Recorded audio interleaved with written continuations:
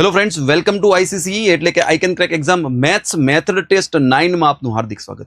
આજે આપણે ઘાતાંક છે, ઘાતાંક વિશે ચર્ચા કરવાની છે. 111 રૂપિયામાં એડમિશન ચાલુ છે. ટેસ્ટમાં એડમિશન લેવું હોય તો નીચેના નંબર પર કોન્ટેક્ટ કરી શકો છો.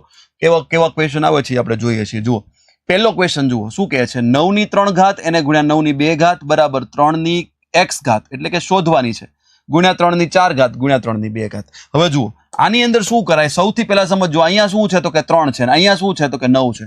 તો બેમાં સરખો જે આધાર છે એ આધાર સરખો કરવો જોઈએ. તો જુઓ, અહીંયાથી આપણે આધાર સરખો કરીએ, અહીંયા આધાર સરખો કરીએ તો 9 ની 3 ઘાત છે એને આપણે આમ લખીએ કે 3 ની 2 ઘાત એને ગુણ્યા 3 ઘાત એને ગુણ્યા 9 છે તો ફરીવાર અહીંયા 3 નો 2 વર્ગ એને ગુણ્યા એની ઉપર 2 ઘાત, આવી રીતે લખીએ કે જ્યારે તમારો ઘાતની ઘાત હોય તો શું થાય તો કે ઘાતનો ગુણાકાર થાય તો 3 ની 6 ઘાત થઈ જશે, 2 3 6 એને ગુણ્યા આ 3 ની 4 ઘાત થઈ જશે. બરાબર. એની સામે શું આવ્યું તો કે જુઓ, આ જે છે એ 3 ની x ઘાત લખીએ એને ગુણ્યા આધાર સમાન હોય તો ઘાતનો સરવાળો થાય. નિયમ બહુ સારી રીતે શીખેલા છે. ઘાતનો સરવાળો એટલે 3 ની 6 ઘાત થશે.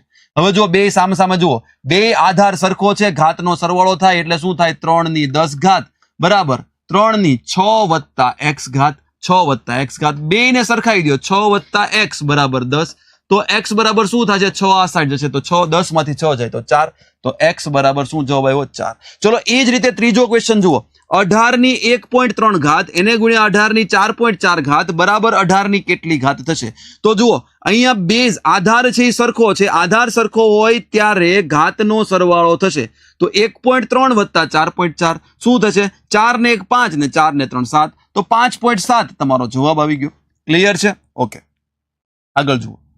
ઓકે, જો ચોથો દાખલો છે, હજી મસ્ત મજાનો દાખલો છે. જુઓ, 5 નો વર્ગ ગુણ્યા 25 નો ઘન ગુણ્યા 125. તો 5 નો વર્ગ, અહીંયા 5 નો વર્ગ એને ગુણ્યા 3 એટલે 5 ની 6 ઘાત થશે આ, અને આ પાછી 5 ની 3 ઘાત. તો 6 ને 3 9, 9 ને 2 11, તો 5 ની 11 ઘાત છે એ થશે. ઓકે, ચલો હજી જુઓ, સાતમો દાખલો જુઓ, 5 ની 60 ઘાત નો પાંચમો ભાગ કેટલો થાય?